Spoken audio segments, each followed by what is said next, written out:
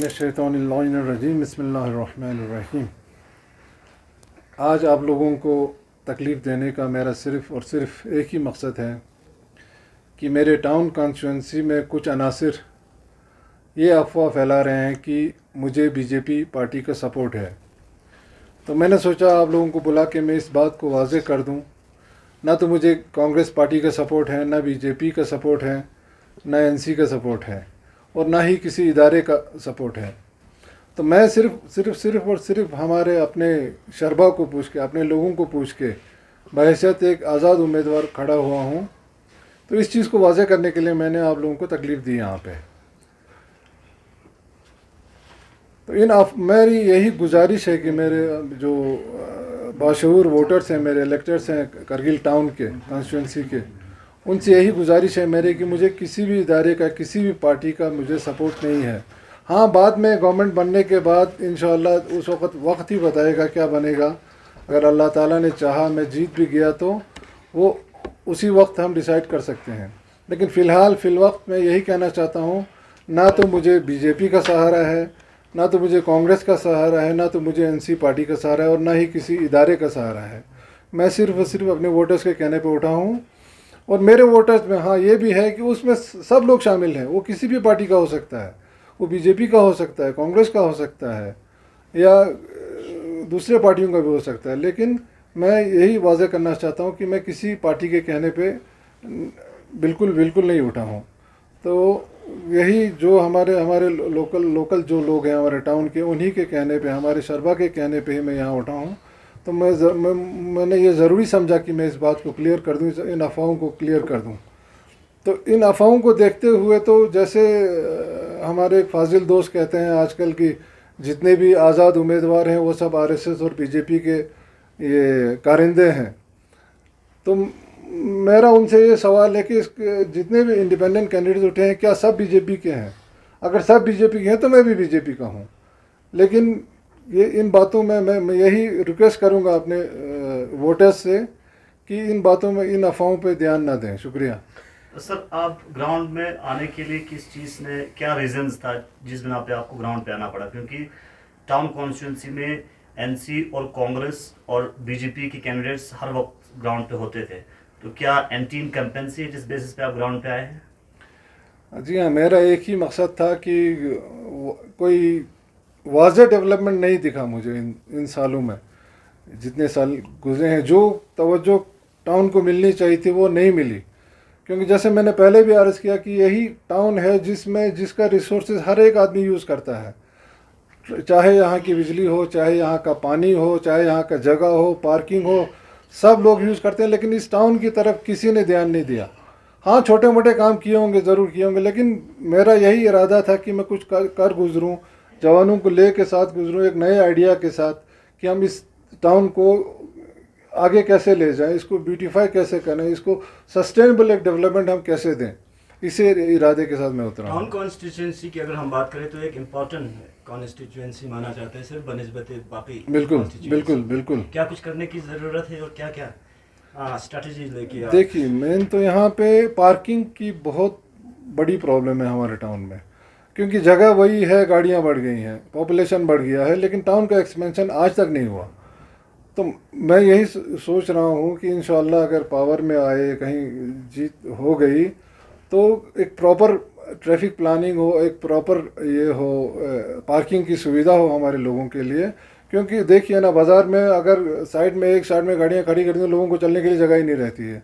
तो ऐसी चीज़ें हैं। जैसे हमारा ये कम्युनिटी हेल्थ सेंटर है, हॉस्पिटल यहाँ से उठा के ले गए हैं, तो यहाँ पे कम्युनिटी हेल्थ सेंटर खुले तो ये बहुत ही अच्छा हो जाएगा हमारे लिए। इसके अलावा जवानों के, मैं चाहता हूँ कि मैं जवानों के आइडियाज़ लूँ। हमारे पढ़े लिखे जितने भी जवान हैं, तो उन सब को लेके, उनसे इनपुट्स लेके, तो प्लानिंग जैसे भी हमारे टाउन की होती है, प्लानर्स को कंसल्ट करके, तो इस टाउन की जितना हो सके इसको ब्यूटिफिकेशन करने की कोशिश करेंगे हम। डॉक्टर साहब, अभी आपने जवानों की बात की, तो आपको नहीं लगा कि आपके जगह पे एक जवान कैंडिडेट को उठाना चाहिए था? क्योंकि पॉलिटिकली वो थोड़ा सा एम्पावर हो जाता और टाउन को और भी ज़्यादा एम्पावर कर सकते थे। ज़रूर। अब इसमें एक्सपीरियंस भी चाहिए ना। मैं अपनी उम्र की बात नहीं कर रहा हूँ। जवानों को साथ लेने का मेरा मकसद यही है कि जब 10 माइंड एक जगह बैठता है, जब वो जब दिमाग लगाते हैं तो आइडियाज़ निकलते हैं उसमें।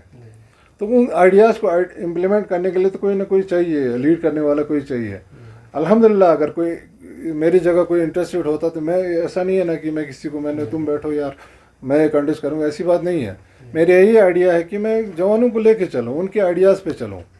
तो मैं कुछ इसमें अपना आइडिया नहीं थोपना चाहता, मैं यही सोच लेके मैं निकला हूँ। तो डॉक्टर साहब जी बहुत सारे जो है ईस्टर्न कारगिल में मैंडेट पे है सर, पीपल अलायंस हुआ है, जी। तो आपको भी बहुत सारे पार्टी का ऑफर आया, आपको भी मैंडेट मिल सकता, लेकिन उस बावजूद भी आपने इंडिपेंडेंट क्यों चुना सर?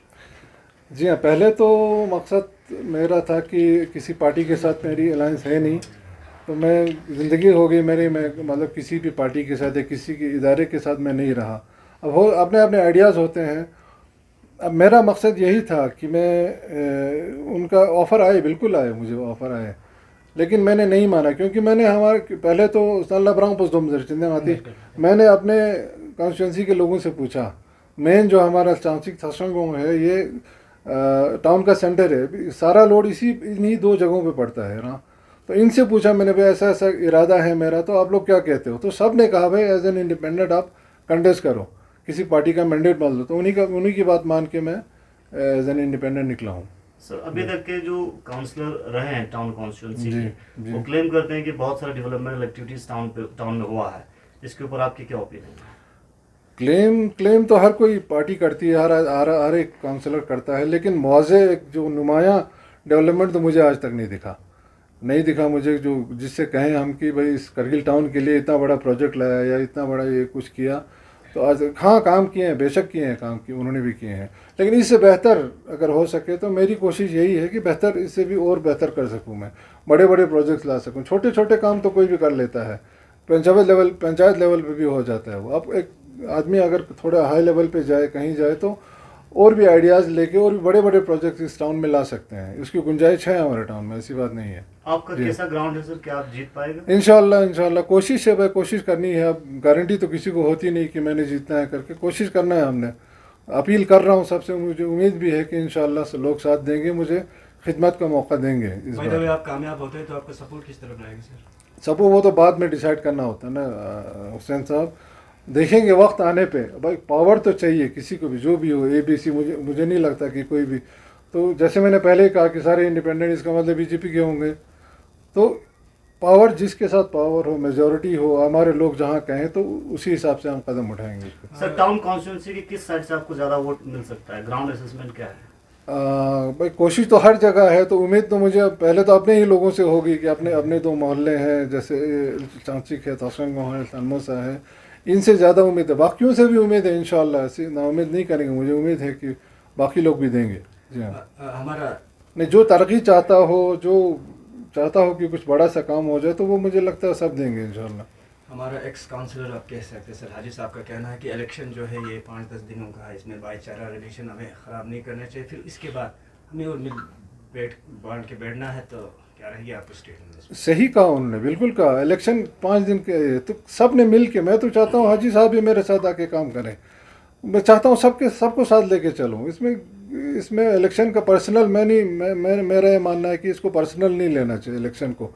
अब आपका इरादा है दिल में कुछ काम करने का, कुछ डेवलपमेंट करने का, तो किसी का भी सपोर्ट हो, इसमें सबसे सपोर्ट मांगना है ना। ये नहीं भाई तू फलाना है तो आप फिस्ताना हो, वो तो मेंटेलिटी है ही नहीं मुझ में। डॉक्टर साहब ये तो इलेक्शन के मुद्दे होते रहेंगे जी। 370 आर्टिकल को लेकर आपका ये आइडिया कि आप क्या कहना चाहेंगे? भाई 370 के अपने फ़ायदे भी हैं, नुकसानात भी हैं।